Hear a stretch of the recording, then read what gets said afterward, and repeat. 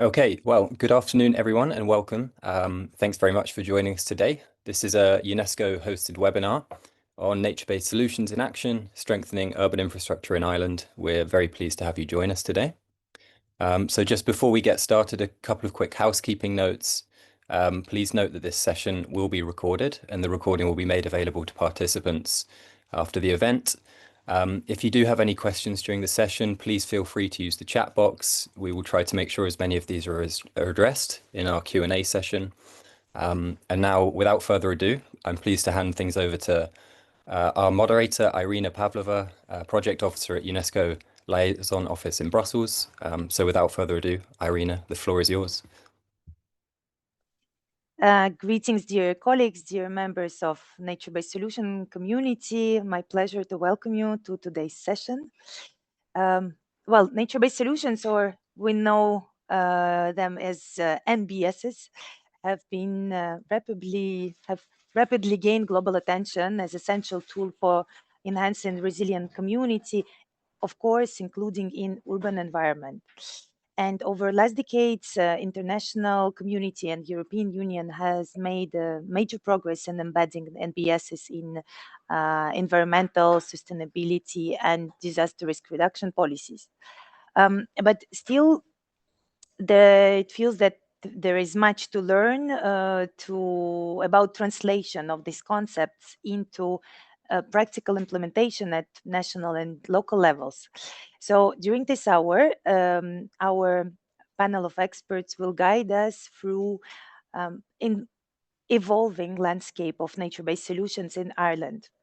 We will start with international and EU context, then turn to national overview of NBS strategies, and then finally dive into local expertise from city and Irish municipalities, and then conclude with some research perspective on ongoing challenges and opportunities.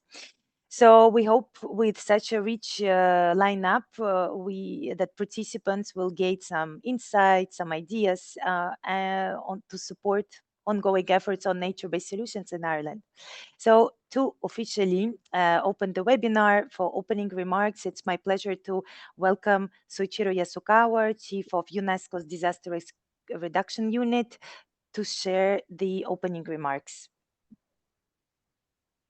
Thank you very much, Irina. Thank you very much, panelists and also the participants. Good afternoon, everyone. It is a pleasure to welcome you to this national dialogue on nature-based solutions and their role in strengthening urban infrastructure in Ireland.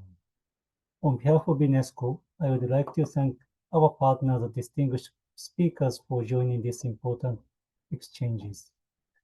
At UNESCO, nature-based solutions are recognized as a strategic priority for our disaster risk reduction work. They offer an essential pathway for implementing the Sendai frameworks called to invest in disaster risk reduction for resilience. And they sit at the intersection of climate adaptation, ecosystem restoration, and risk-informed development.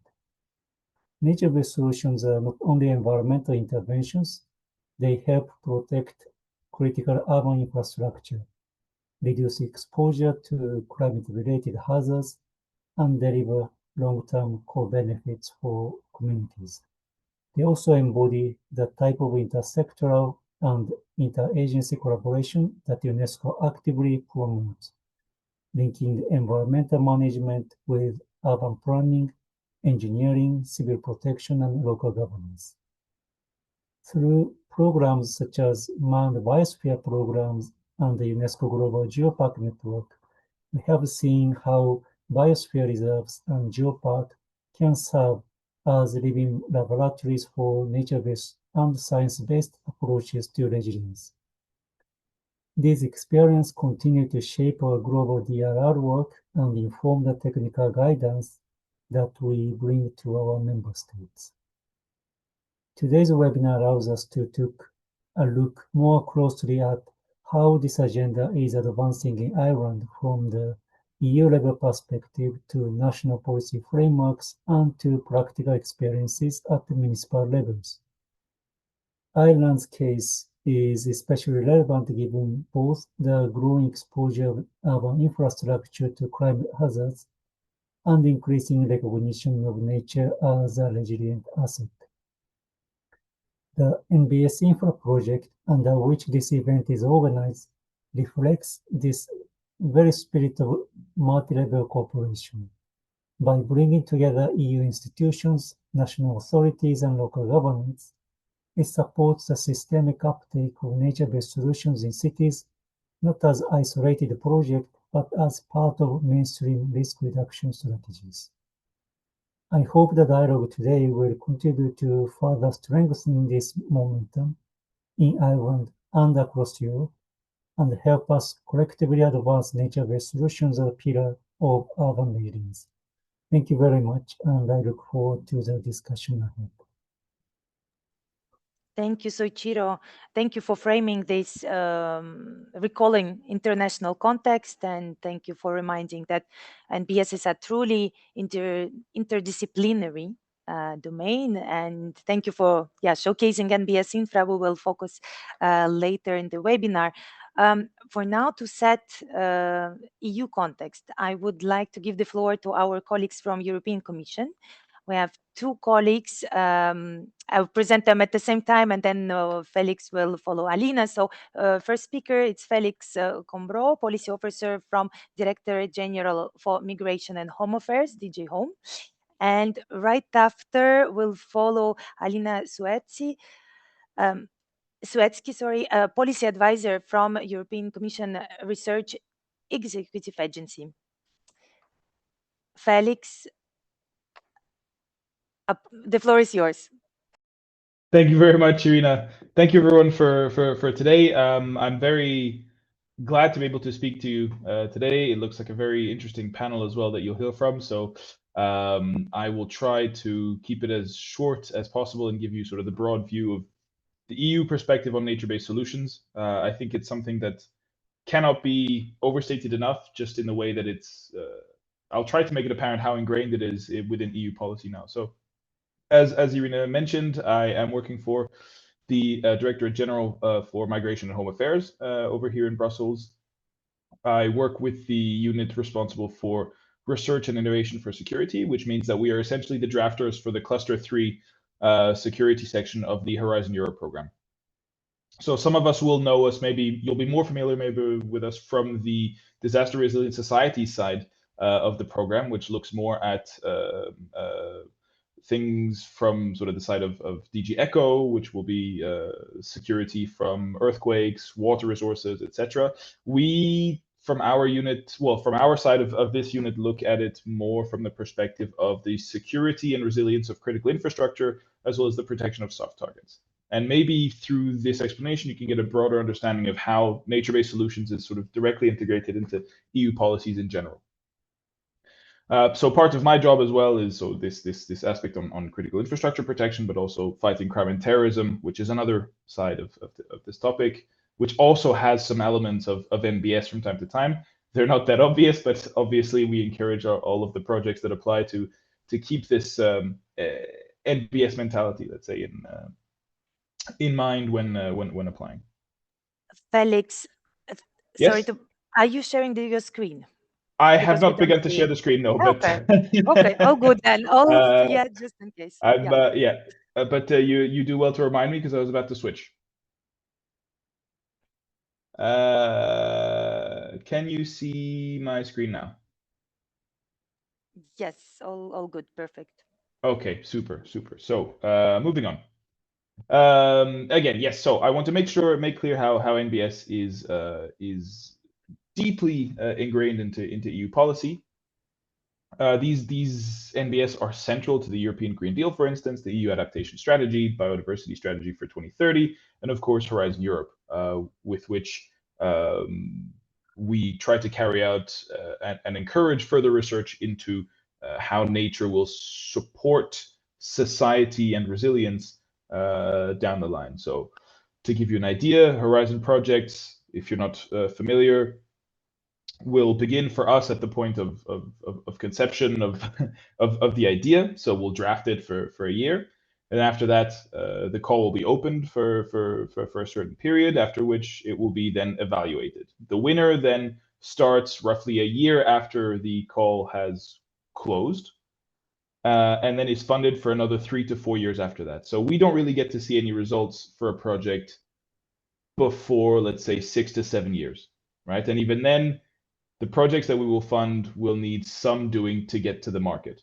Now, we want to make sure that in the funding that we're able to provide these research projects, that they will no longer need our help and will be relatively self-sustaining to then get that extra funding to go to the market.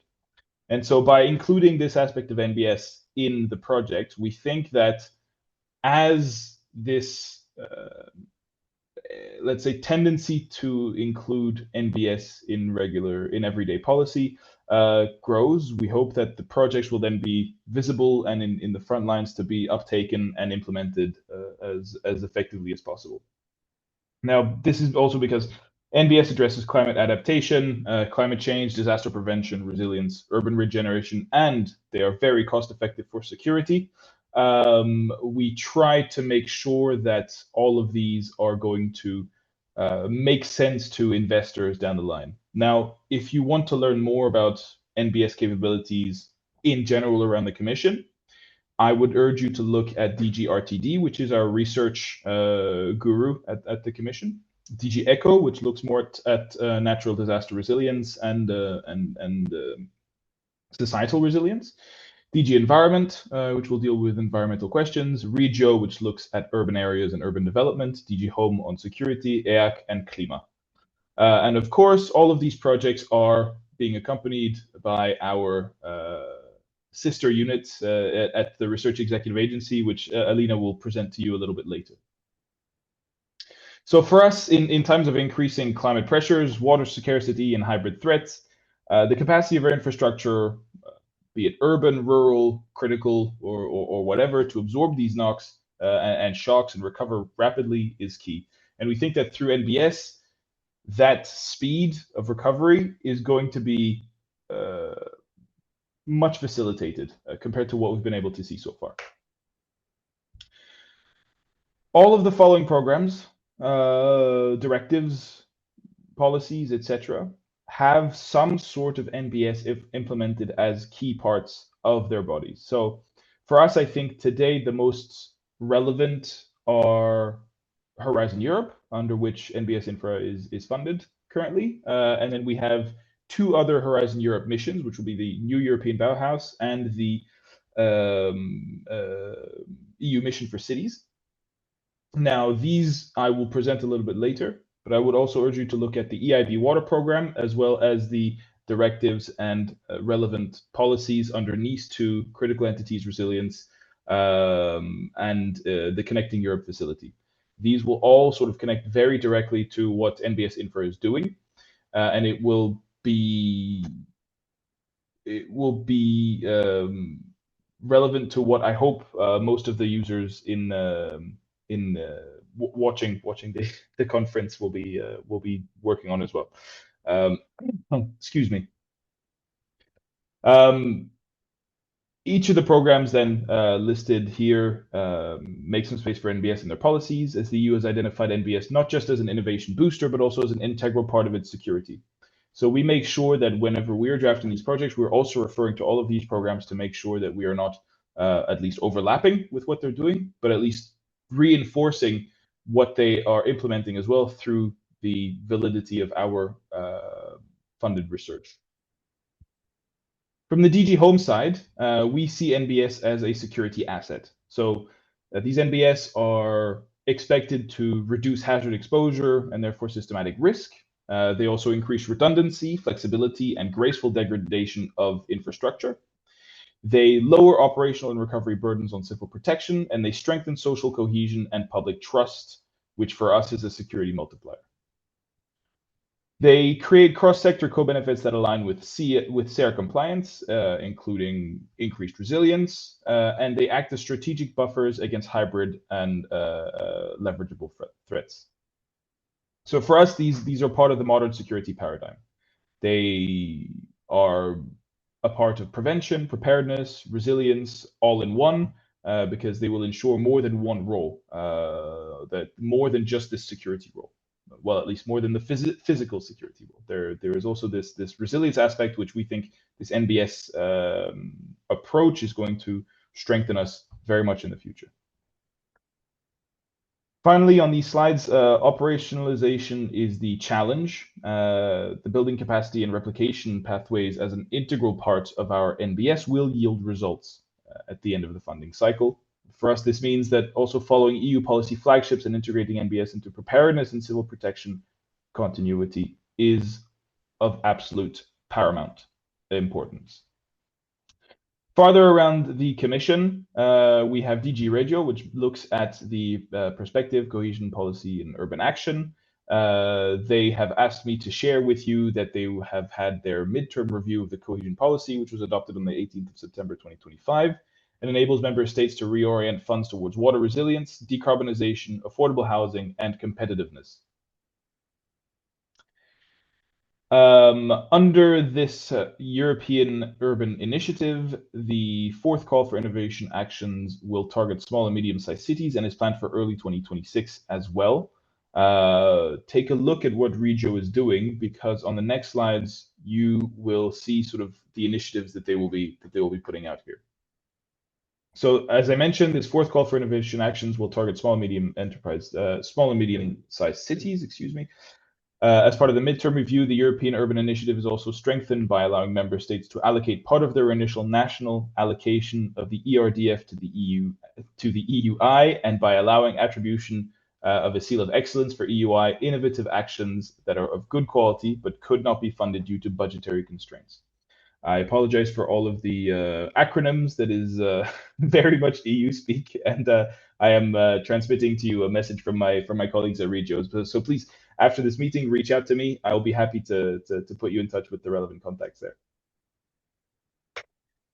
Finally, for Regio, we have Portico platform, which offers a knowledge base on NBS practices. This capacity building offers include on-demand city-to-city exchanges for all city sizes. For DG Home, this urban dimension matters because cities are at the front line of both climate and security challenges as well. So please take a look at Portico once you have a moment. I will also look at ENV very quickly to present some of their programs on sponge facilities, EIB water program, which I mentioned already, the Water Resilience Investment Accelerator, as well as the Green and Blue Corridors Initiative and the Roadmap for Nature Credits. Finally, as I mentioned, we have the European Bauhaus and the city's mission, which I mentioned earlier. The NEB facility supports NBS in urban contexts, so green corridors, sponge landscapes, blue, greenscapes, etc. It inspires local transformations that are environmentally sound. So we want to make sure that NEB is at least aware of what NBSINFRA is doing, and wider NBS solutions outside of the immediate Horizon Europe program, because this is going to be a way to implement those NBS directly in our urban environments. Take a look at the NEB calls. I'm sure there will be something that is going to be of great interest to you in the currently open calls. Something that either you can contribute to or they can contribute to your work as well. So please take a look at the NEB when you can. And then finally, the Horizon mission, climate neutral and smart cities. So aiming to have 100 climate neutral cities by 2030. These will serve as innovation laboratories, testing and scaling climate smart solutions across energy, mobility, buildings, and nature-based adaptation. They will also be providing tailored assistance through the mission platform and net zero cities. So these will be ideal testing grounds for NBS, from flood prevention to cooling corridors to green transport networks. I think NBSINFRA results at least can feed into the mission city climate plans and supporting measurable emission reductions and resilience targets. So I will leave it there, and I will hand you over to my colleague Alina for Yes. a quick overview of what REA does Yes. on And our Felix, side. you are going to help me with the slides? Yes, absolutely. Thank you so much. So yes, as good afternoon, and I apologize for earlier because I was really kicked out. Something happened, and I'm at the office, so probably, but it's fixed now. So I'm happy to be here. As Felix was explaining earlier, in executive agencies, the projects which are funded under all these programs, we are our responsibility, and we are in charge of administrative part of the project, while our colleagues in the European Commission, they are taking care of the policy aspects. So I'm working in the European Research Executive Agency, which is in short REA, where NBSINFRA project is funded. Our agency is responsible for 7 sub-programs of Horizon Europe. You see them marked here in excellent, in Pillar 1, Excellent Science. We have Marie Curie and research infrastructure. In the Pillar 2, Global Challenges and the European Industrial Competitiveness, we have Culture, Creativity and Inclusive Society sub-program. We have Civil Security for Society, which is the sub-program where NBSINFRA is funded. Then there is Food, Bioeconomy, Natural Resources, Agriculture and Environment, and the other 2 sub-programs in widening participation through strengthening the European research area. Next slide, please. So I will, in short, what we are doing in the European Research Executive Agency, Research Executive Agency. We are implementing the 7 sub-programs I mentioned earlier, and the budget, a roughly budget is of around 22.7 billion. This is an rounded amount for the period 2021-2027. And here are included also some programs from Horizon 2030, which are still being finalized in this period. And we work in partnership, we collaborate with 7 Director General in order to implement these projects. Next slide, please. So Secure Society in REA, it's implemented by Unit C2, which is a unit which I'm representing today. And we are implementing the projects on behalf of the Commission under the Cluster 3 Horizon Europe, which I explained earlier. And we take care of the launching of the call for proposals and funding research of the innovation, funding the research and innovation projects. I think there is another, yeah, here you have the destinations under this cluster 3, border management, fighting crime and terrorism, disaster reliant societies, strengthen security research and innovation, resilience infrastructure, infra, which is a destination where NBSINFRA is funded. And here you see what we are doing. We are organizing the evaluations of the proposals which are submitting for these destinations, and we do the project management, preparation of the grant agreement and implementation of the project. And also we take care of communication and policy feedback to our colleagues in the European Commission. Next slide, please. So under the destination resilient infrastructure, Flex explained earlier what is the aim from the policy perspective. So in this context, NBSINFRA was funded to bring, to complete the traditional, the aim was to complete the traditional security measures which are foreseen in the cluster 3. So this project will bring new ideas, will focus on nature-based solutions to protect critical urban infrastructure against natural and man-made hazards.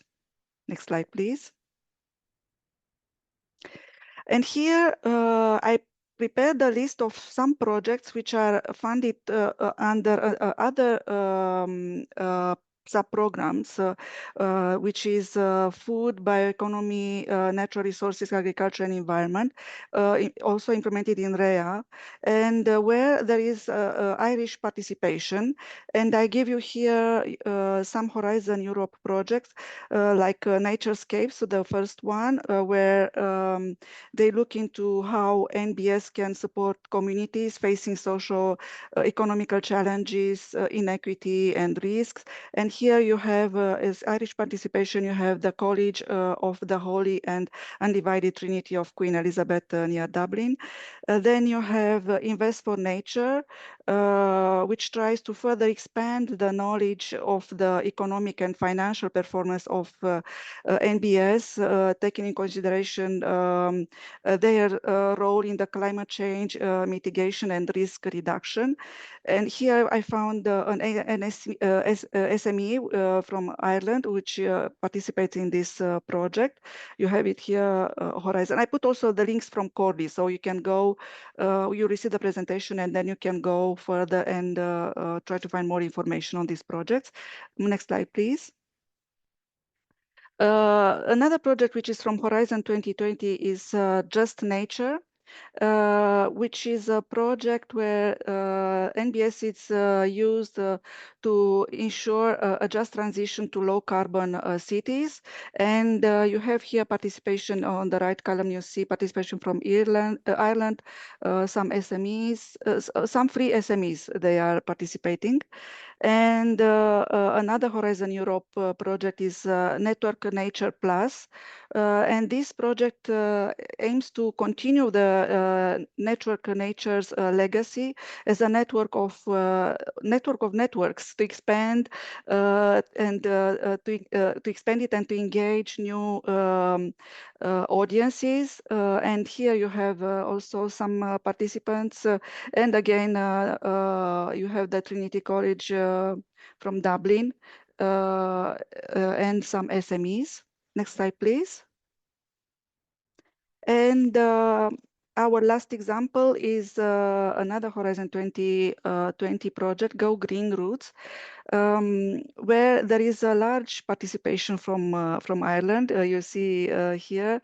And the project aim is to build a knowledge ecosystem with urban communities with a purpose to raise awareness about the link between human and environmental health. Yes, these are the projects we are having here for you to see what was funded and which is implemented by REA. And as I said earlier, you have the links from Cordis. I give back the floor to Felix. Thank you, Alina. Thank you all also for your patience. This is, I promised, the last slide, and we'll let you get on with the rest of the session. I hope that we've sort of illustrated how NBS is no longer really just a niche environmental idea. They really are a core pillar of Europe's resilience strategy. So through the New European Bauhaus, we try to make NBS beautiful and inclusive, and through the city's mission, we try to make them replicable and investment ready. And through the cohesion policy and the water resilience strategy, we mainstream and scale them. And then finally, from our side, through DG Home's resilience agenda, we try to make them integral to Europe's security framework. The challenge ahead really is not to prove that NBS work, but to integrate them systematically into how we plan, finance, and protect our infrastructures. So for us, projects like infrastructures, like NBSINFRA, are helping us to get there and turning knowledge into capacity and innovation into resilience. Thank you very much. Thank you. Thank you, Felix and Alina, for this very comprehensive, interesting overview. Thank you, Felix, for sharing insights, a lot of insights on policies, but also on operationalization of strategies through EU projects by different directorates, different strategies and policy instruments. And thanks, Alina, for overviewing the REA's work and including this listing of Irish projects. I believe it's very relevant, interesting for our audience today. Just a technical moment to remind that participants have a possibility to ask questions and interact with speakers via Q&A box.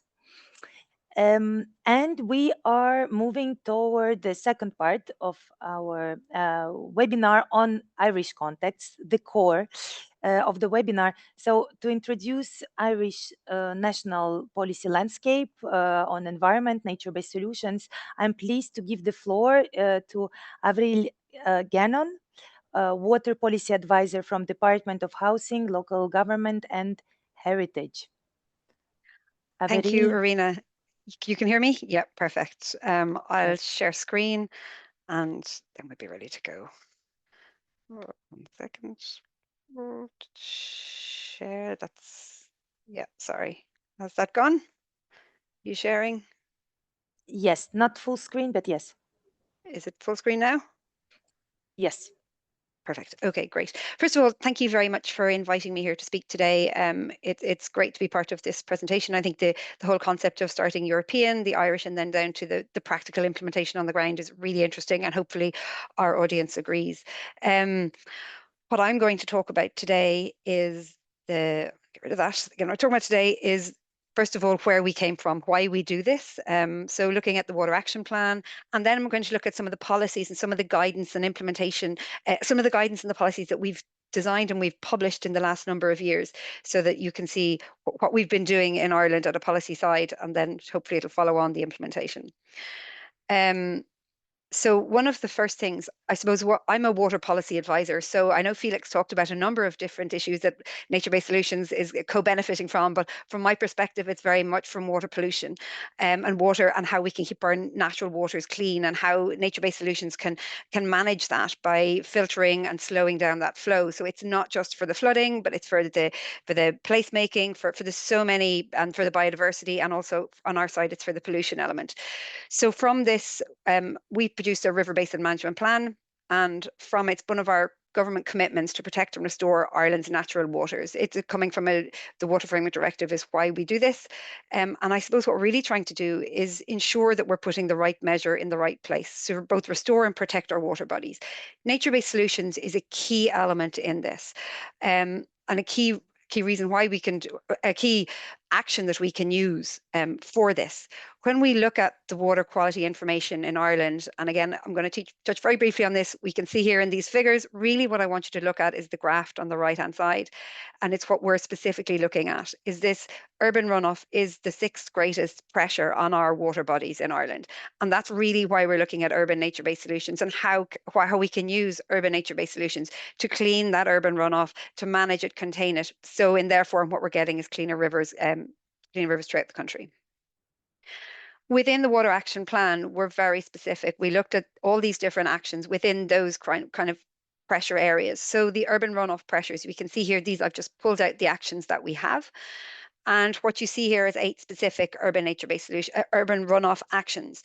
In these, and I'll go through some of them, they're very heavily focused on how we can use nature-based solutions to improve the urban runoff and to deal with and manage the urban runoff that we're seeing. One of the first things that we did was a scoping study, and this was really to find out what exactly was out there, to get an understanding of what the local authorities, which are the ministries, what people at the department side, and also from the local authority water programme. And we went out and we talked to the local authorities and to others who are working in this area to see, well, what actually is out there? What does nature-based solutions mean? Is it happening? How are we managing it? There was huge stakeholder engagement from all departments, all local authorities, state statutory bodies and professional bodies for this report. So this was published in November 2021, and from this also was an interim guidance document. So really this was our first kind of national document on nature-based solutions, where we're talking about what is the definition of nature-based solutions? How can we manage surface water runoff in urban areas using the ideas in here, really looking at a water-sensitive urban design, and very much looking at it as a plan-led approach and a multidisciplinary approach. And that's something that, you know, engineers and architects, we tend to work pretty much sometimes in silos, and it's really looking at nature-based solutions. We really do have to work together. We also address some issues where people think sometimes you can't possibly use nature-based solutions in urban parks and in amenity spaces. How do we manage it with mobility? And these questions are kind of answered in this document.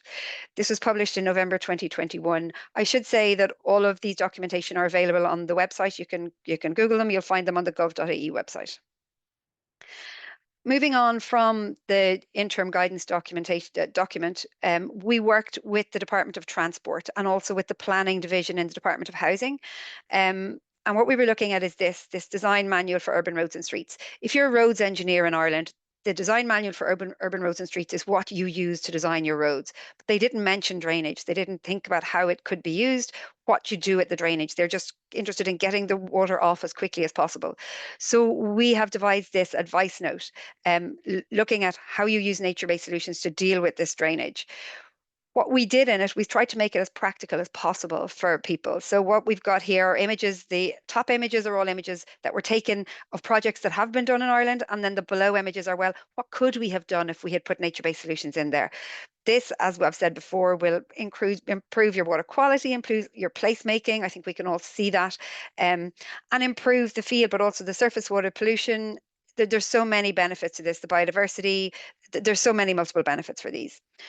We also did include, and I know I'm flying through this, when you look at that document, and if you do Google it, you'll find it on the DMURS website, DMURS.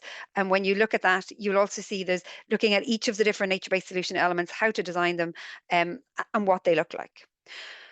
We've also been looking quite strategically and thinking, well, you know, it's very important to include nature-based solutions in our surface water network, but actually we need to plan this, and it needs to be thought out in quite a strategic manner. So in order to do that, we're looking at rainwater management planning. So this guidance document was produced for local authority planners. We worked in conjunction with the numerous local authorities and the local authority water programme, and then the department, to pull together this guidance documentation. Again, it's published on the website. What we've got in it is in how to make a rainwater management plan. The idea of a rainwater management plan is that we know where we get the most benefit to put our nature-based solutions, that we're not necessarily putting it on top of the mountain. We're putting it in a place where we really, really need it. So, and then there's a hierarchy that we start with the green nature-based solutions where we can, down to the underground storage that we don't really want, that isn't really nature-based, but is needed in some situations. These to me were some of the flowcharts that are the most relevant, but a lot of the data is actually out there. It's looking at where your survey is, what the lie of the land is, and the numerous local authorities are now looking at their urban areas, doing these rainwater management plans, because then they can use this in our planning tools to say this is where we need to include nature-based solutions when planning applications come in. Overarching from the department's perspective, it's really important that we gather what we're doing and we have a strategy. So we have a way forward of what we actually want to do in relation to nature-based solutions and how we want to implement it in Ireland. So in 2024, we published this strategy. This strategy breaks up into these particular areas that you can see down the side. So it looks at everything from roads to Uisce Éireann, which is our water services providers, down to community engagement, planning, what each of these elements are doing. What are we doing in these areas? How can we capture what we're doing so we understand what's happening and also create targets? This is the kind of an Excel spreadsheet we've made from it. You can see this one, I've just pulled out the education and training chapter. We look at the indicators, what the definition is, what the definition is about it, what the baseline is in May 2024, what our target is at the end of 2027. Now, these targets in 2035 and 2045 are extremely challenging. And the idea with this document isn't that it's a living document. And I think that's the strongest emphasis that we've had to put on this, because it's very in this space, in climate space, technologies are changing, ideas are changing so fast that we need to kind of keep up to speed. So what we're doing at the minute is we have a steering group with representatives from different agencies and departments and within all of these areas. And what we do is we feed into, well, what is happening for each of these targets? How are we updating it? How are we progressing on it? And are there other ones that we're actually doing that we need to include in this? The idea would be that we will then update this in a number of years and we'll revise it so that we mightn't end up with the same targets, but that we'll be able to capture where we're going with some of the high concepts of what we really want to do. Within the National Adaptation Framework that was published last year in Ireland, there are a number of sectors that have to produce sectoral adaptation plans. So we've been obviously involved in the water quality and water services infrastructure sectoral adaptation plan. Now, when you're looking at sectoral adaptation, nature-based solutions is a key instrument that's being used in sectoral adaptation nationally to how can we implement and how can we use this climate adaptive measure to our benefit everywhere we can. So what we did for this is we've pulled together priority climate impacts and the risks that we have. And this one, we're just looking particularly at the water quality sector. I should say that this plan isn't quite published yet. It's due to go before our cabinet on the 11th of November. It was gone to our Department of Environment for the end of September, and that's why it is here ready to go. And it should be published and ready to go in, I'd say, after it's gone to the cabinet on the 11th of November. These are a couple of slides from it. You'll be able to see it anyway in a few weeks' time yourself. What we've been using as well in Ireland, they have done a national climate change risk assessment. So we've used the same terminology, the same colouring sequences, the same risk assessment basis for the sectoral adaptation plans as was in the national, that's what the NCCRA risk is there. That's the National Climate Change Risk Assessment. So it's important for Ireland that we keep all this information together. We're using the resources so we're not doubling up on things at the same time. We're using the data from the National Risk Assessment in with the sectoral adaptation plans for the 13 sectors that have to do these plans. When we looked at it for water quality and water services, they're obviously two separate sectoral adaptation plans, but we combine them together. We have an overall vision, but then we break that down into three particular goals. One obviously is really critical on governance and collaboration, because I think with nature-based solutions, we really see that collaboration is key and working together is really important. Then we have one for the water services side, which is protect and enhance water bodies, and then secure, resilient and adaptable water services is goal 3. And again, this links in really well with Felix's critical infrastructure. Obviously, our water and wastewater infrastructure is critical infrastructure in Ireland, and it's how we can make that secure, resilient and adaptable in the future. Again, from your vision comes your goals and your objectives. And then from them, what we do is we break them out a little bit more to see what these actions are.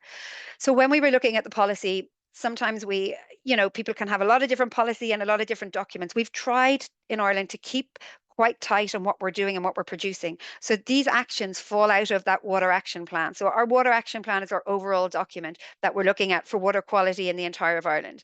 And these are the adaptation measures for water quality or water services infrastructure. So that you can see some of them here. What's really important is they look at the kind of type, whether it's building capacity, whether it's deliverable, who the owner is and what the timescale is. So these are measurable actions that we can see. They'll be reported on within the water action plan, and they'll also be reported on within this climate sectoral adaptation plan. Also within the department, we have been very aware that maybe there's been a lot of research internationally, but not as much on a national front. And we're lucky that we're going to have some conversation on that later on in this webinar. But a number of years ago in 2023, we started 2 pilot projects, from one in Dublin City that Roy is going to talk about later, so I will only briefly touch on Roy, and another in Cove in County Cork, where we're looking at nature-based solutions in Ireland. Because what we get told is, well, it works in Sheffield, it works in Cardiff, it works in Philadelphia, but it doesn't really work here. It was really important that we had some Irish-based research and we have a look at this. So this is funded on the Department of Housing. This is where they disconnected a gully down in Cove. I think the really stark thing that you can see about this image is the inclusivity. These are local school kids. All the schools are represented. The Tidy Towns group, the minister is in there. The councillors and the local authority are in there. It's really important. This was a community effort. What they're doing is monitoring these rain gardens to see what soil types are best for an Irish context. It's quite a seaside context here in this case. It also, as I say, this project was a winner of a Social Impact Award, National Property Award in 2023. And what we've done is they're looking at, that was the first day of the launch, but it's using that information to implement rain gardens and implement the information that we're seeing, the research that they're getting out of this further afield. This is, I quite like, it's quite a visual slide. Again, the inlet, the IN is what's coming in fresh from the gully if we had known, and that was going directly out to the sea. And A, B, C, D there, those beakers are what's coming out of those 4 rain gardens. So even visually, we can see the suspended solids. It's not as cloudy. It doesn't look as polluted. And I suppose when we look at the actual, this was very initial monitoring results, and we can see again the tall blue line each side is the inlet, and we can see the ABCD are the 4 smaller colors, and we can see how nature-based solutions is cleaning that water, the runoff that's coming from the road, which is then going, in this case, into the sea, or it could be going into our surface water. So this is the reason of why we're doing these. And this is, I'm only just going to touch on the Dublin one for a minute. It's a slideshow. This is a picture of where, again, in Dublin, in Santry, they were going to have a look at this particular area and implement some nature-based solutions. And this is what they were proposing to do, but I know Roy will talk about that later. We've also been looking at, because nature-based solutions sometimes can be seen as new and novel and different, and maybe isn't the traditional way that, you know, a project team would look at managing surface water. So we have been funding particular nature-based solutions elements in municipalities and local authorities throughout Ireland. This is one that we funded in Carlow in September 2024, and it won the EU Entente Florale competition in also in 2024 in the President's Prize. There's been such overwhelming support in the town for this that, as you can see, what started off with one junction, which was on the last slide, has ended up with 3-4 junctions, I think, at the moment, and counting. Every time the community are looking for this and want more of it, they see the benefit of having this in their towns. We've also then funded other projects. Again, we can see roads projects here that we on both sides. The one is in Clonmel and in Shore Island Car Park as well. And again, it's trying to see where we can put in these nature-based solutions in projects. And these are, again, funded by the Department of Housing, where we've approached the provider saying, can we put in nature-based solutions instead of using your traditional drainage mechanisms? So this is how we're trying to get that we have nature-based solutions in throughout the country, that people can go down and have a look at them. These are another ones that we can see in Carlow and Carrigan Shore again. And again, they just kind of show, these are just very few of the last few construction projects that we have, that the department have funded, but that LawPro are managing in the last 2 years. So there is, and that was a very quick whistle-round tour of what we've been doing. And if anybody's interested, my email is there. There's also a number of webinars and information sessions on both the LawPro website and also on Engineers Ireland website, where we have been, I suppose, animating and training in this space as well. Thank you.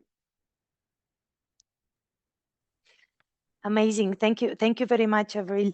Thank you for this very informative overview that shows that, of course, NBS is well integrated and there are a lot of efforts for integration at national level, but also reminding that NBS is very much intersectorial and you're working closely with other departments, naturally. Interesting to learn about the consultation and preparation process as well. Thanks a lot. Let me just quickly remind to participants that all this rich content will be available after the webinar and there will be recordings. So after this national overview, it's natural to turn toward our next two speakers working at city levels. So for the first testimony, I would like to welcome Mark Finnegan, Senior Executive Parks and Landscape Officer from Fingal County Council. Sorry. Thank you, Rena. Mark. Yeah, I'm just going to share my presentation. You let me know if you can see it coming up. We see not in a full mode for now. Okay, how's that? Better, perfect, yes. Okay, brilliant. No, thanks very much. Yeah, I'll also like to thank you for the invite, and I suppose I'll just give you a quick introduction of what we're doing in Fingal, in particular in Swords, which is our county town, and two projects in particular, one that we've done and one that was done, say, through the planning process in terms of private residential development. So quick introduction, Fingal, population of about 330,000 people, 440 square kilometers in area. We've 88 kilometers of coastline, which means that a lot of our projects and development is very sensitive, or could potentially have impacts on very sensitive EU designated coastal areas such as SACs and SPAs. So we're well acquainted with appropriate assessment screening and appropriate assessments. Some of our major towns and places would be, as I mentioned, Swords, there's County Down, Howth, Balbriggan, which are along the coastline. Blanchardstown and Dublin Airport is within Fingal as well. Land uses were very divided between sort of an urban landscape and agriculture. So we have a lot of intensive crop production in surrounding areas, especially within the northern part of the county, but also very close and around Swords, including outdoor and glasshouse crops. Industry servicing the aviation industry, light engineering, small companies, and of course population growth and urban area growth in the last 10 years, less than 10 years, the population of Fingal has grown by more than 10%. So we're seeing a lot of house building within, which is obviously having an impact and a greater need for nature-based solutions. You touched on some policies there in the past. I suppose how we've implemented some of these on a local level. First of all, our development plan, which is a legal requirement for every county in Ireland to have a development plan. So it would include objectives for nature, I suppose, nature-based or green solutions as well, in terms of any development within the county, and obviously the zoning maps and things like that would be included there. And then our colleagues, together with our colleagues in water services, we would have produced a guidance note for developers called Green Blue Infrastructure. And that's very useful in terms of having checklists and things like that for anyone that's proposing to submit a planning application. And last year we devised a householder's guide to SUDs. So a lot of people were moving into their new house and asking, what is that SUDs feature on the open space? So a lot of that is about awareness and what people can do in their own gardens to include some rain gardens or SUDs features. Obviously, we've other strategies that feed into this, such as open space strategy, play strategies, tree strategies, biodiversity strategies as well. And these all inform our local plans, such as sustainable swords. Swords is, I suppose, the location of our NBSINFRA project. So that's why we've emphasized some good examples taking place around swords. So at the moment, it's a placemaking strategy focused on the regeneration of the town centre and sustainable development of the town as we get more and more housing development on the edges of the town. And here on the left-hand side, you see a zoning map of swords. So you can see on the left-hand side, midway at around 9 o'clock, I suppose one of the projects we're going to focus on is the Ward River Valley. It's a green, I suppose, corridor stretching into almost the centre of Swords Town. And you can see how Swords is almost divided north and south by that green corridor. And this has become, I suppose, almost sometimes an obstacle for people as well, that Swords is very car orientated. So people will sooner get in their car and drive around to the other side of Swords rather than cycle or walk. The town centre is the red colours on that map as well. So that'll give you an idea of, I suppose, the location of the town in the context of the town centre, in the context of the surrounding suburban residential areas. And I suppose some of the future changes coming to the town at the very north there, there's that purple colour on the map, and that would be a new terminus area for the future metro link, linking the airport to the city centre. So this is designated a mixed use area, and again there'd be potential to incorporate nature-based solutions there as well. Just very quickly, on the right hand side, we have a green infrastructure map of Swords. So how do we, I suppose, make space for our nature-based solutions, for biodiversity, for amenity and connectivity? So this would include lands that are within our ownership and lands that are currently in private ownership, and potentially will be zoned green belt or our zone green belt or zoned for public open space as well.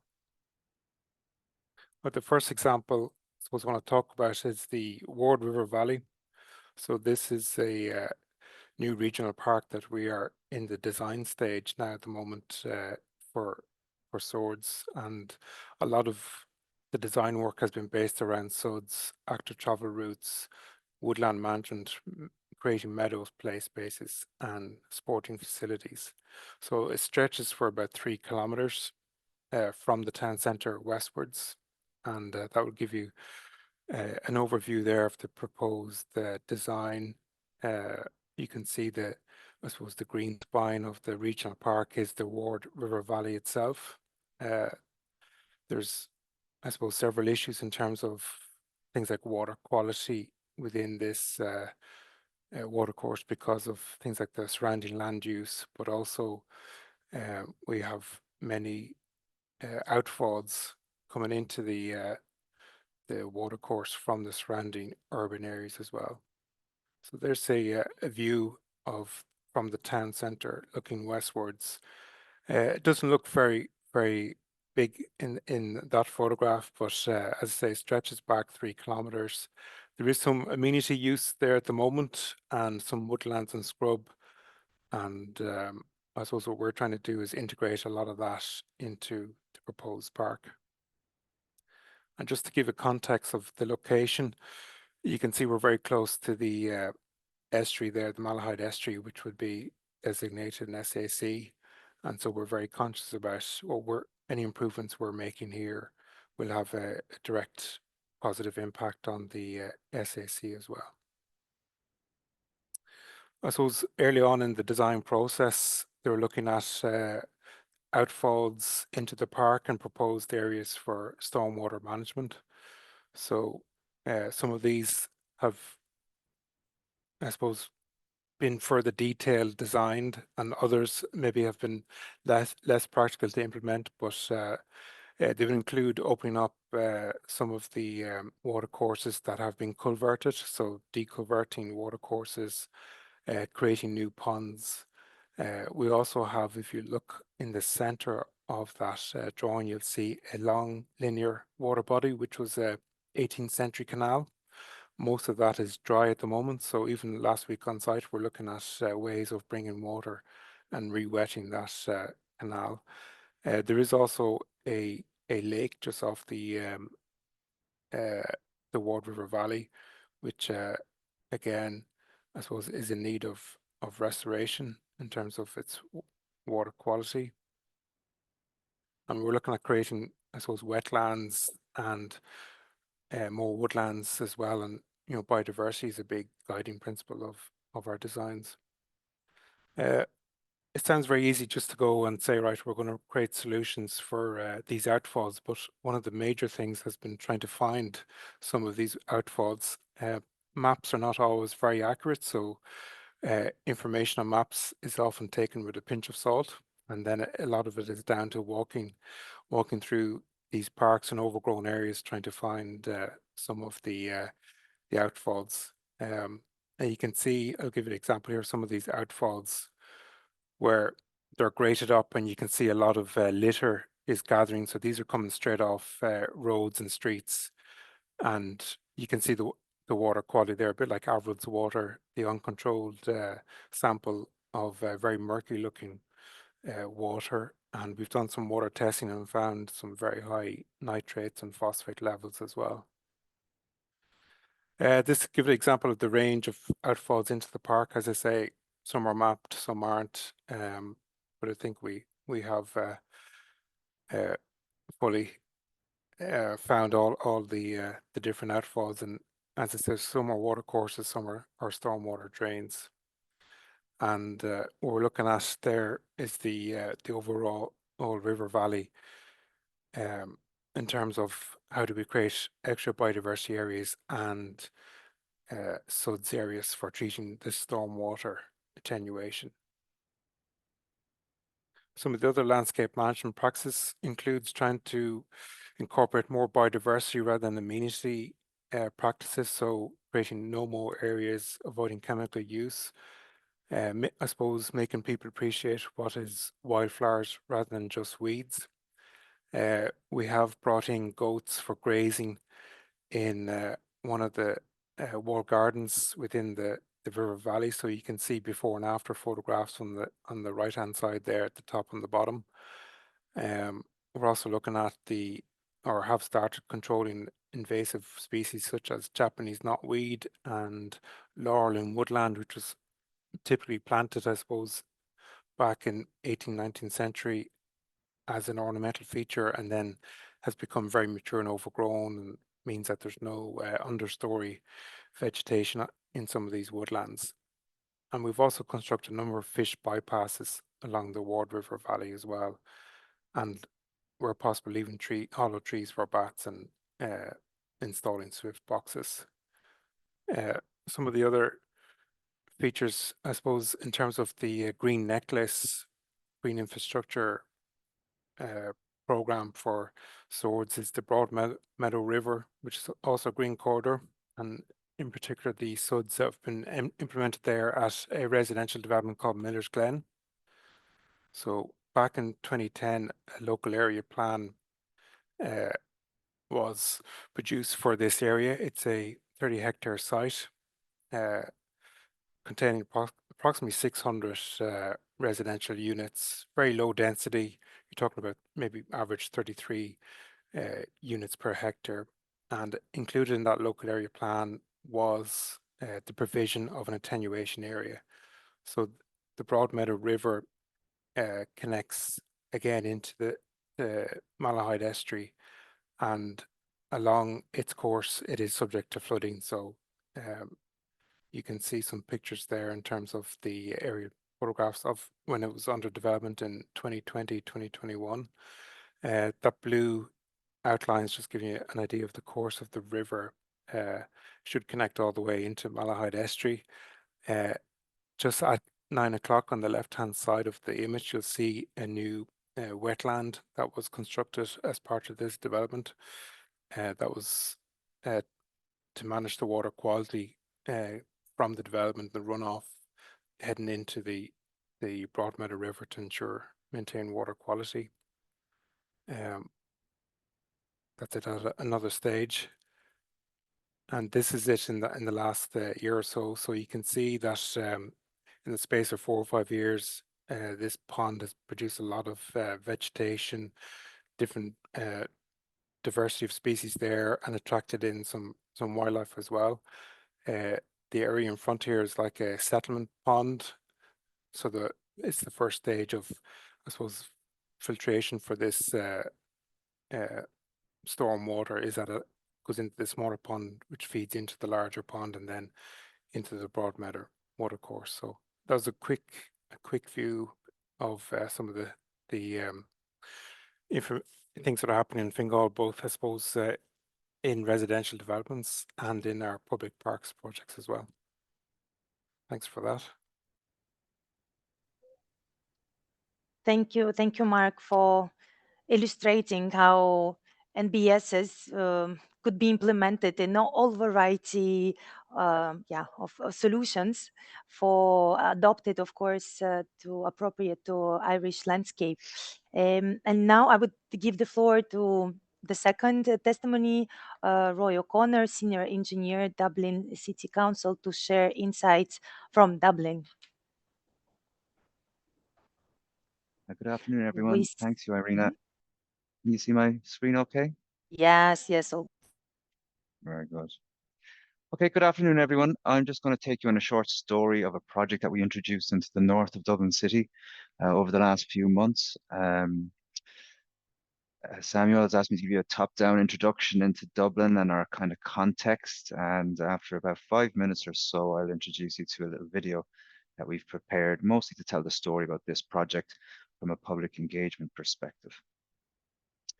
Look, overall, there's a little over 4,800 water bodies identified across Ireland and are managed and monitored in the context of the Water Framework Directive. The trajectory of water quality in Ireland is not so great at the moment, and it continues to be at around the 52 to 56% of our water bodies reaching good or better water quality status in accordance with the Water Framework Directive. So we still have to make significant trends towards the positive. So there's a lot of work left to be done. Dublin, I trust many of you know where we are. We're on the middle of the east coast of Ireland, and we have a population of almost 5.5 million, with roughly 40% of the population within the greater Dublin area. That image to the right-hand side of your screen. Dublin itself, we're a coastal city just south of the area in Fingal County Council that you were just introduced to.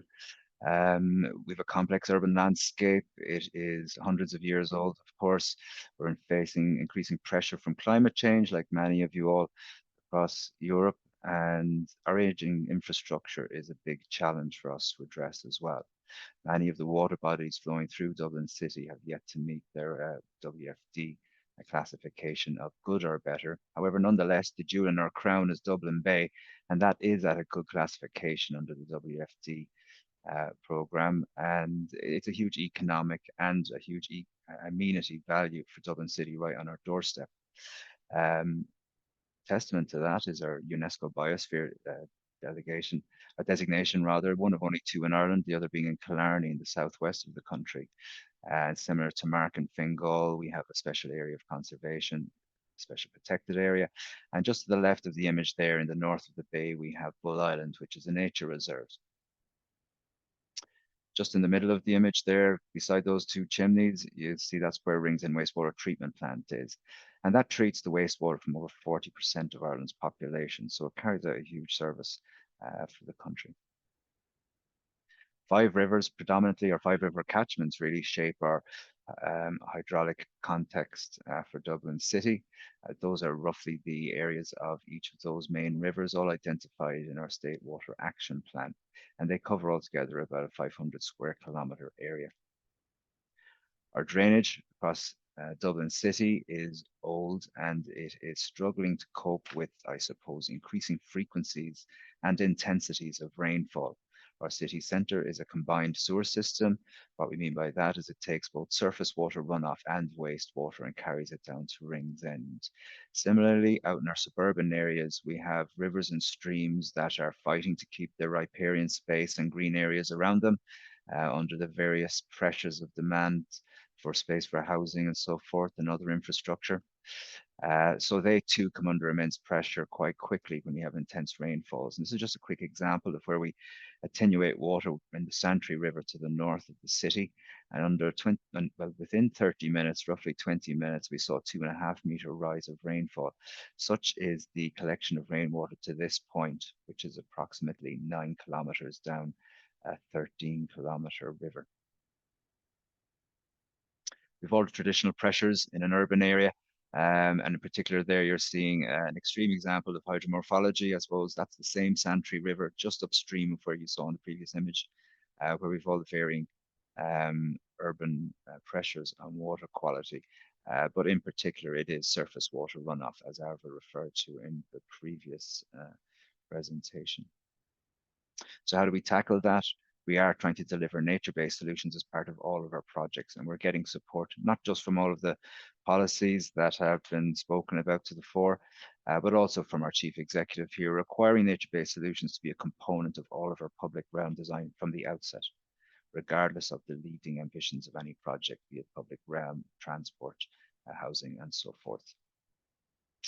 So that's the Santry River catchment, much like the Ward River that Mark referred to in his previous example. And today I'm going to talk about Zone 5, where we identified a project under Rainscapes. It's a sub-catchment of that overall river, which is, I suppose, going to be hopefully our flagship project for introducing nature-based solutions, building flood resilience, and improving water quality along the north of Dublin City. So just zooming into Zone 5 there, we have a small residential area in the suburbs of Dublin, which outfalls ultimately into the Santry River. It's a segregated surface water catchment with some green space to work with. However, we also have a lot of residential streets that are mostly impermeable due to tarmac-macadam and concrete landscaping that's there. The catchment here is about 2.6 hectares, and I'm reliably informed it's one of the largest retrofit nature-based solutions across Ireland that have been delivered. So these are just a few images that I'll run through to give you an idea of what we've changed. And a part of this project was to demonstrate a selection of nature-based solutions, not possibly the most effective but per location, but we wanted people to see what each and every potential intervention may look like, which still came in very effectively in terms of performance and cost. So there you can see permeable parking bays, tree pits, and small rain gardens where there was previously hard surface space. Similarly, that continues throughout the project, introducing small swales that we adapted to take the surface water runoff from the adjacent roads and basically improve the visual and amenity value mostly, and again to attenuate surface water runoff, which to date has not been excessively utilized in order to discharge into the adjacent Santry River. This is one of more of the larger areas on the right-hand side, Lean Park, which I'll touch on a bit more shortly. So if it's okay, I'm going to introduce you to a 5-minute video to give you an overview of this project. We had substantial completion, I suppose, in July of this year. So we're monitoring at the moment for its performance and any adjustments that may be needed. And we hope to monitor, or we have to monitor it over the next few years, just to see what the impact is on two main aspects from our engineering perspective, and that's reducing the flow and its speed into the Santry River, and of course improving water quality as well. The Santry River has a poor status, so that is one of our key objectives to address.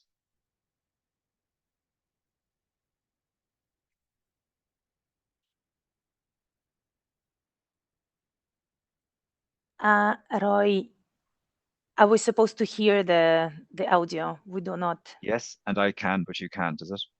Yeah. Okay. That's an issue that I'm not sure how to address promptly. Maybe you can share a link to the video and we can watch it later.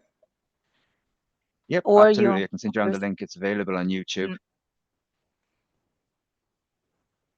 And that's not coming across, right? Yeah, still not.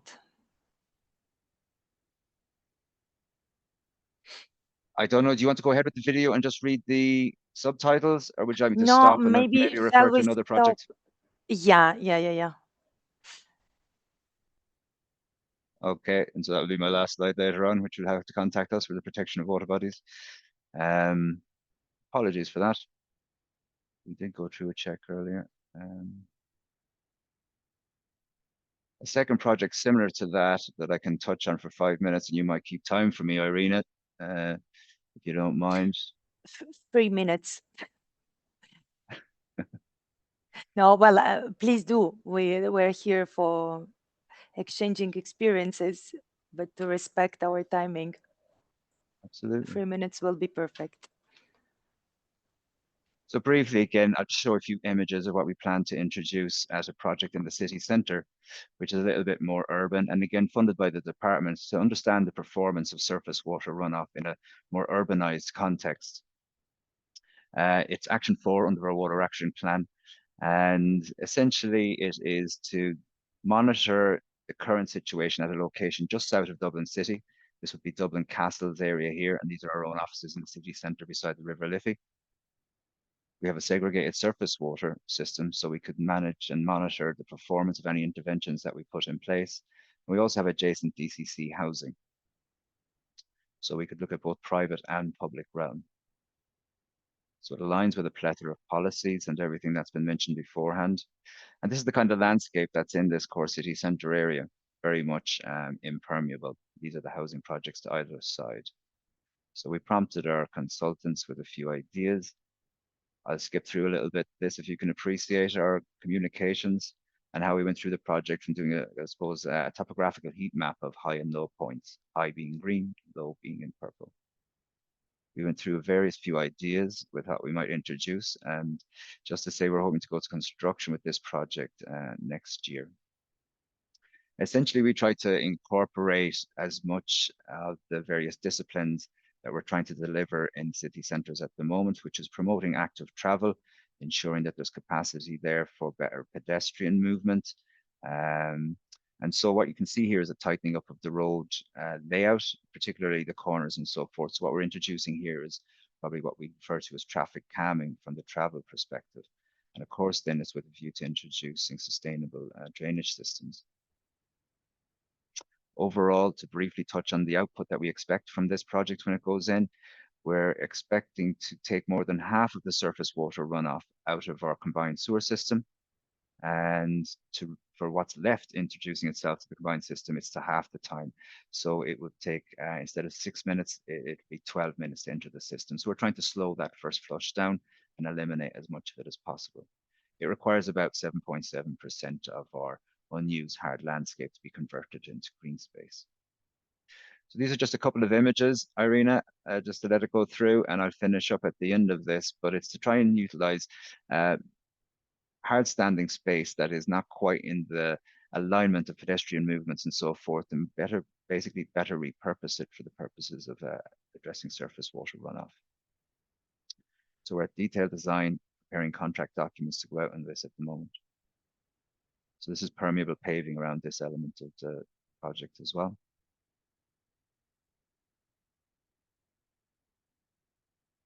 And we're going to monitor that performance over 2 years, deliver a report to the department to show what the scalability options are for nature-based solutions in an urban context.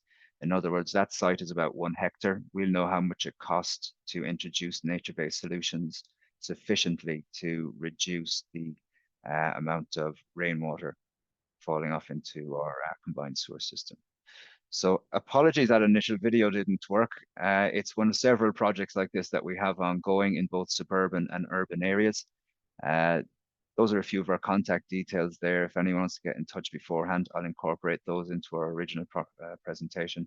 But for now, Irina, I'll hand it back to yourself, and apologies again for that video. Melissa. Thank you very much, Roy. Thank you.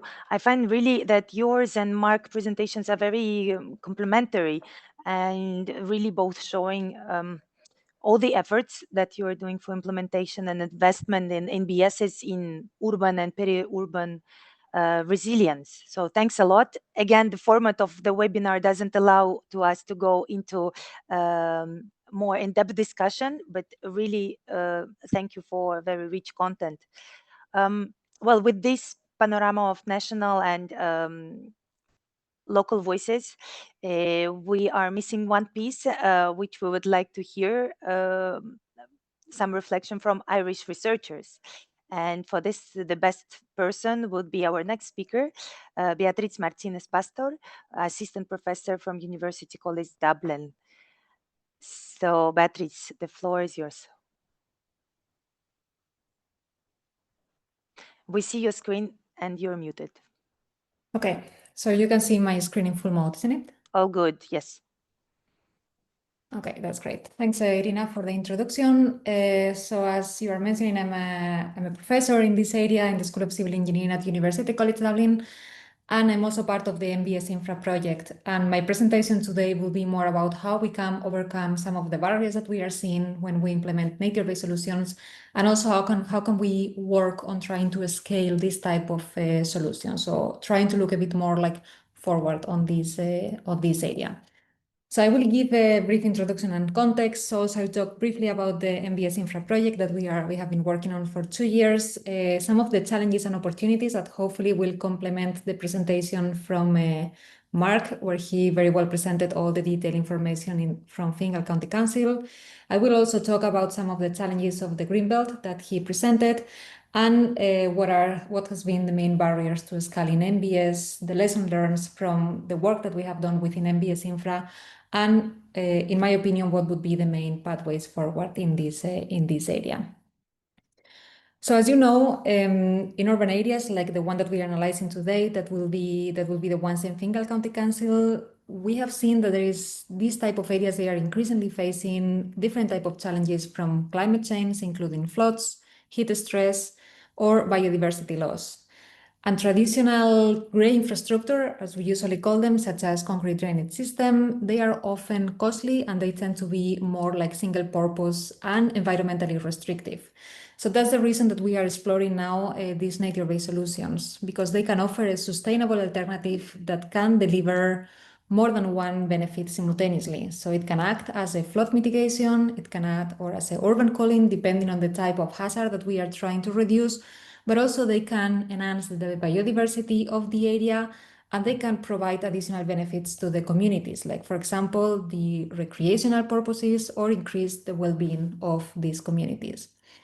So the question is, how can we scale these type of solutions effectively in regions like the one that we are analyzing in Fingal? So in order to do this, we have been working since 2023 in this NBSINFRA project that is, as you know, an EU-funded project that is focused on nature-based solutions to protect critical infrastructure.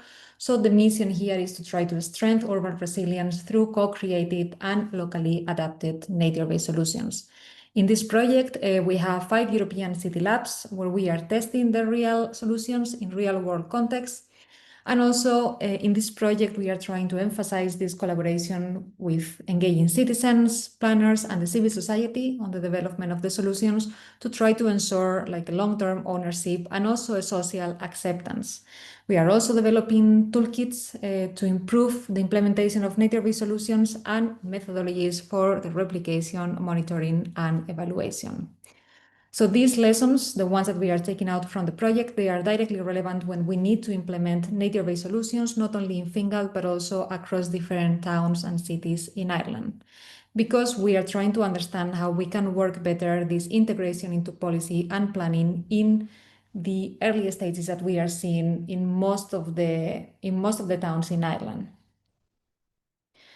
So what are the type of challenges and opportunities that we have faced when we are trying to introduce these nature-based solutions? So in Fingal County Council, particularly, so Fingal County Council, as you have seen from Mark, is the area that you can see there on the map in red. So we are facing several challenges that could be improved if we implement nature-based solutions. We have flood-prone areas along the rivers and the coast.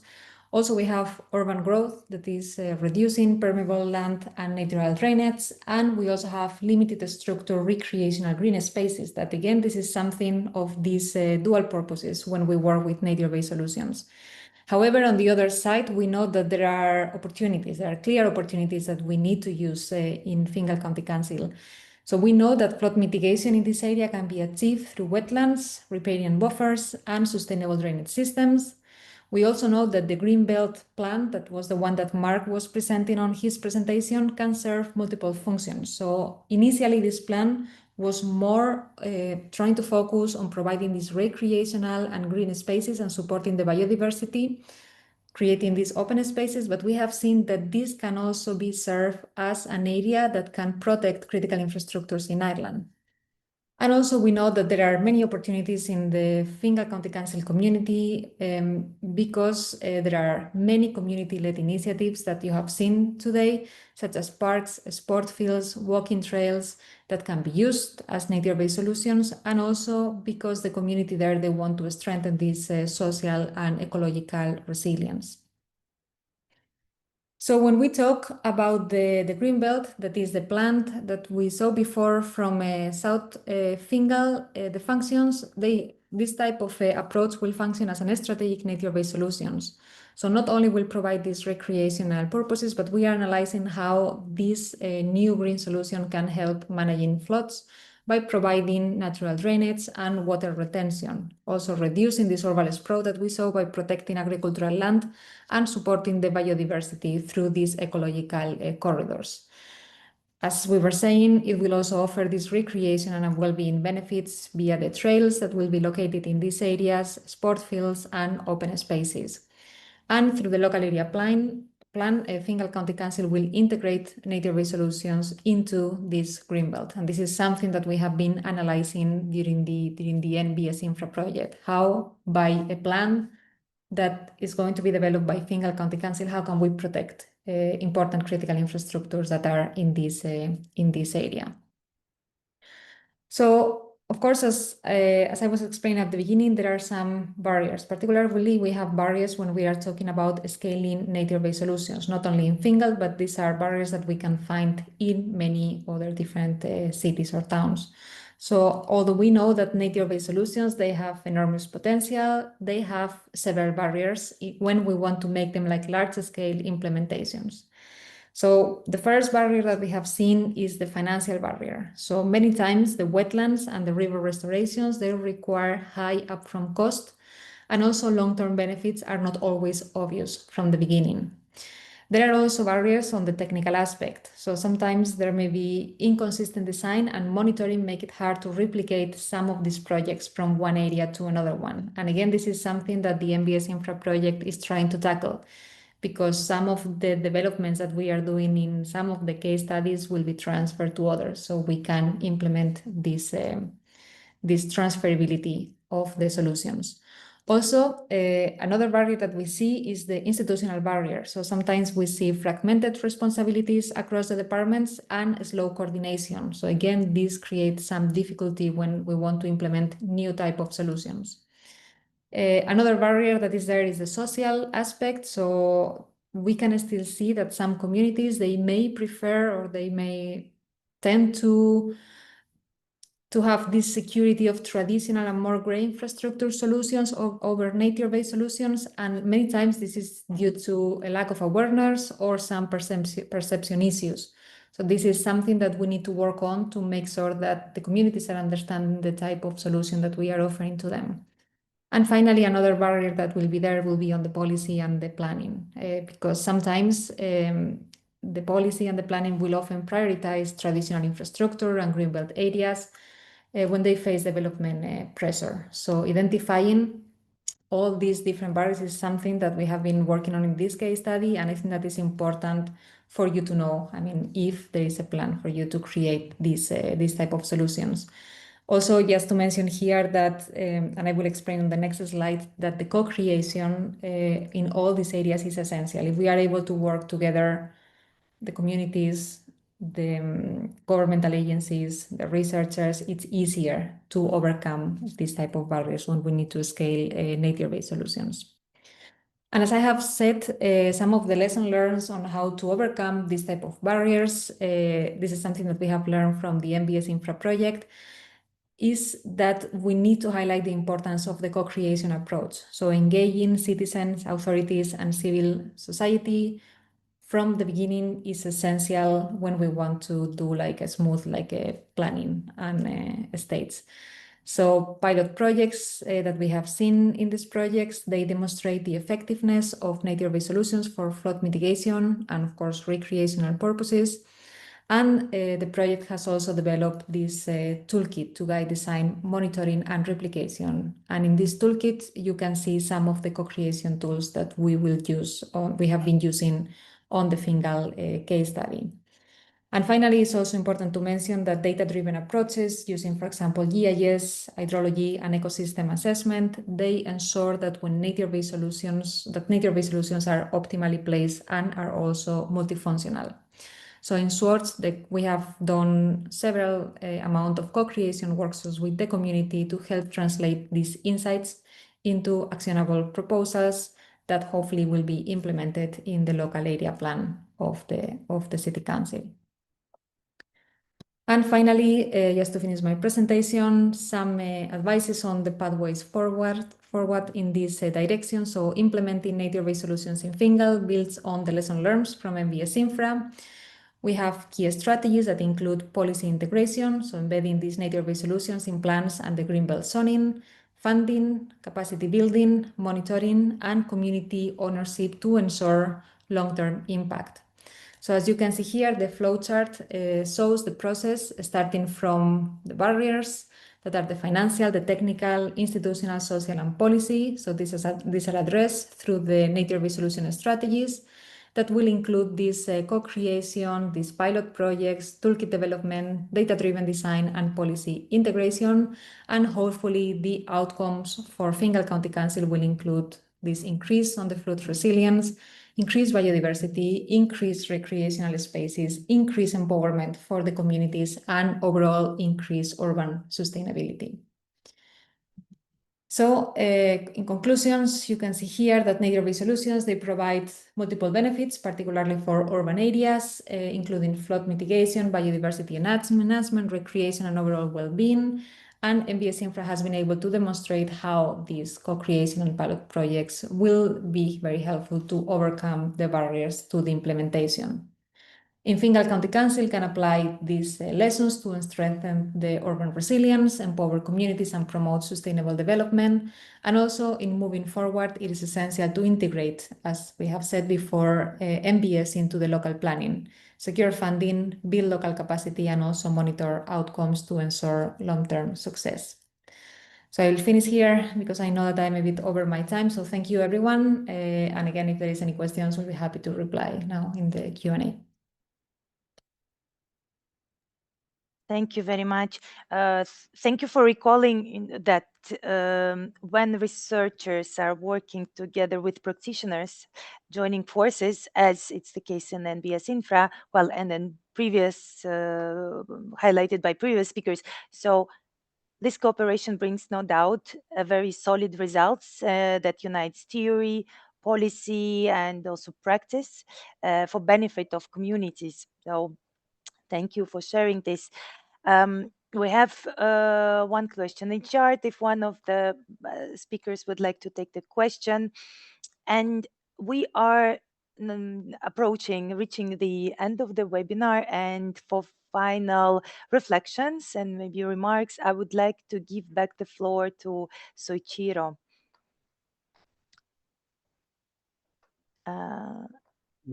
Yes, no, thank you very much for the panelists and also the participants. I think it's already 3:30, so I just try to summarize very briefly what I learned.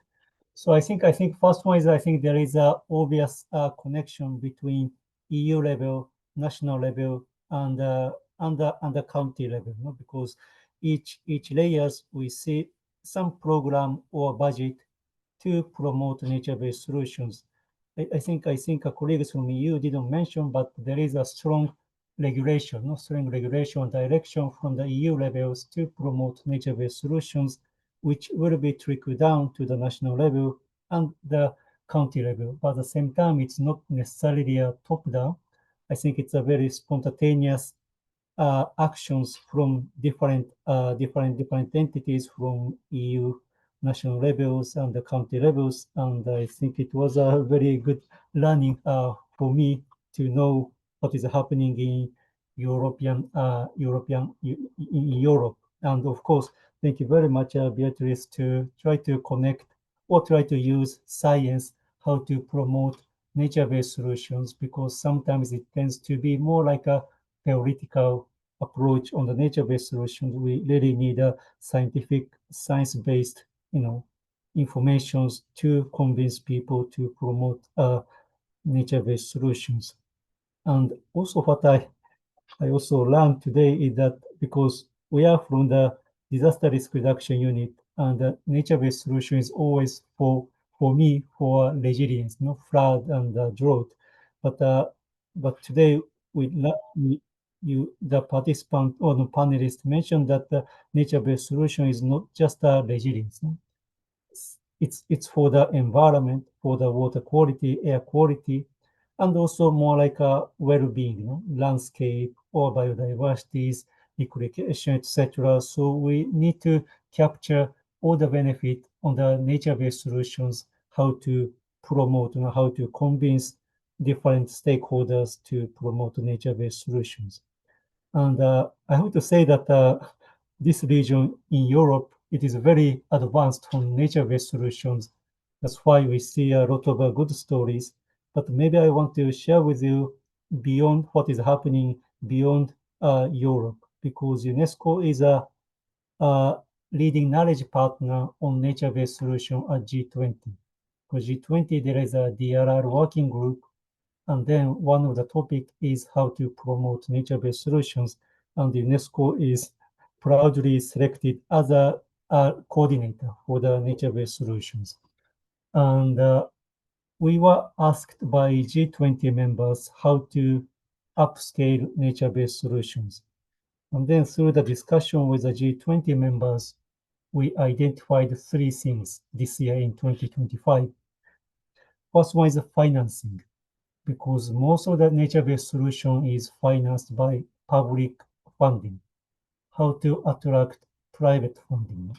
And actually there are many private funding, especially for ecotourism, eco-agriculture, eco-fishing, but there was less private funding for the green infrastructure for resilience, which is going to be another discussion in the G20. And second one is enabling policy. I think, as I mentioned, Europe, there is a good policies already, but there are many regions outside Europe that they are struggling to place good policies to make sure that people use nature-based solutions. And the last one we discussed is about cost benefit, because there was several skepticism in the G20 members that is nature-based solution really cost beneficially good compared to the gray solutions. So we collected many case studies which calculated the benefit and the cost of the nature-based solutions, and we found many cases that the benefit is bigger than cost by the nature-based solutions. So these are just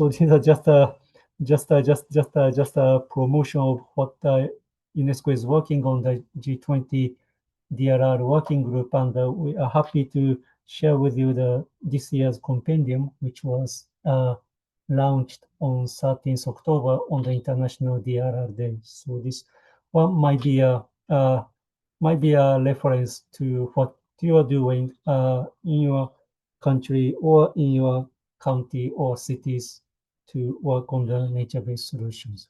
And thank you very much again for interesting presentations. I want to read it again with the PowerPoint presentation, so I can talk at the other occasions about what you're doing in your country. Thank you very much, and maybe I give back to Irina to finally close the webinar. Thank you, Soichiro. No, just let's keep it technical in saying that, yes, very rich content today.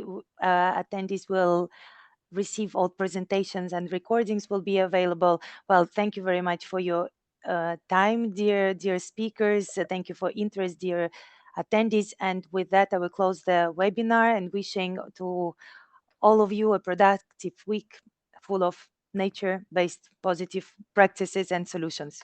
Thank you very much. Thank you, everyone. Thanks. Thank you, Tina. Bye-bye. Bye. Thank you.